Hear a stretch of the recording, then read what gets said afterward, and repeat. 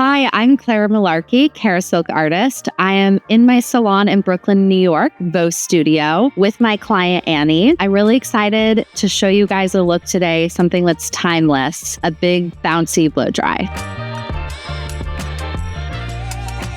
So for the blow dry today, we are going to work with two different products.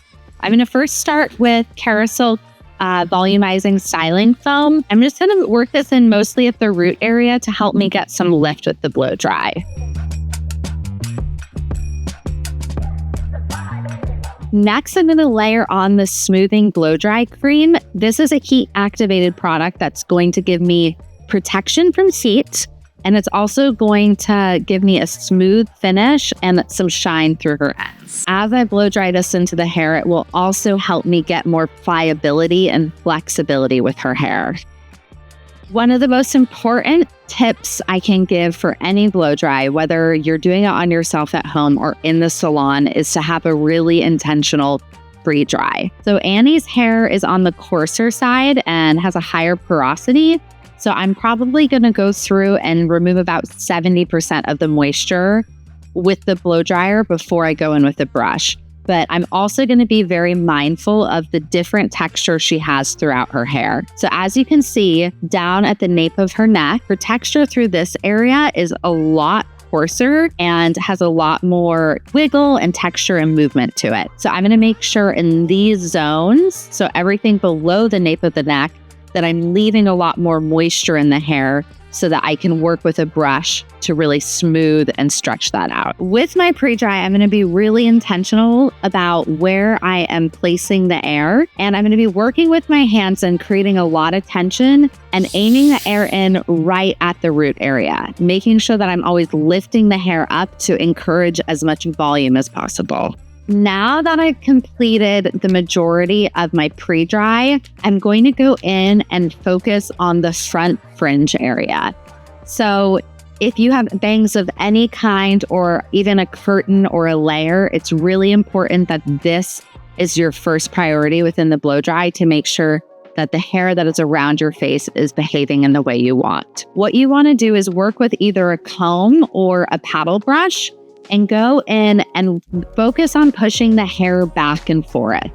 What this is going to do is work out any growth patterns in the front hairline, and it's also going to use the shape of your skull, so your forehead, to encourage the hair to get a little bit of volume and curve into it. So I'm just going to start working up the side of the head, taking horizontal sections with my clip, and I'm going to be working with a medium to large ceramic round brush and start working in to get some movement and curl into her hair. This brush will heat up as the blow dryer and the air is hitting it, so it gives me the benefit of drying her hair and also curling it as we're working. As I'm working up the head, when I have finished smoothing out in piece and getting some movement and curve in there, I'm going to go through and just quickly roll it up into my hand and clip it away with a no crease clip. At home, you could work with no crease clips. You could also work with a Velcro roller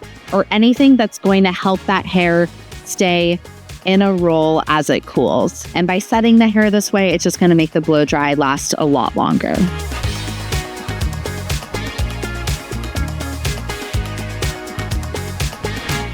So I've reached the area on Annie's hair that is a bit coarser and has a rougher texture. So I'm now going to go in with a lot of tension to really smooth this out. So first I'm going to start by putting my brush on top, twisting it a lot to get maximum tension and coming through on the top of the hair. Once I have that hair stretched out, I'm then going to go start working through and create a lot of curve and curl with the round brush. You'll notice that as I'm working, I don't just pull the brush out once I've gotten the hair wrapped up into the brush.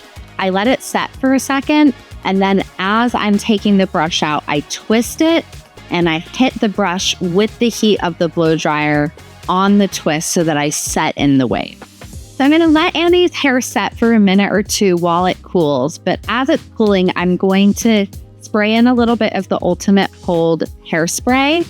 I picked this because I want something that is going to give her hair humidity protection, but also a satin finish, and really keep the memory of this blow dry within her hair.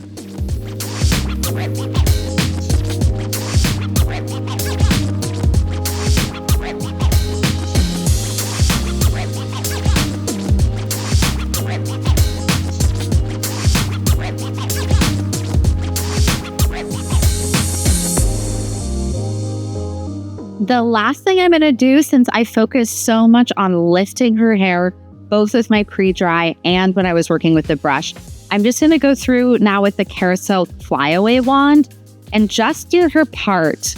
All of those little hairs that are kind of poking up, just gently groom them down, making sure I'm not pressing too much so I can still keep the volume in the hair, but just get any of those last minute flyaways.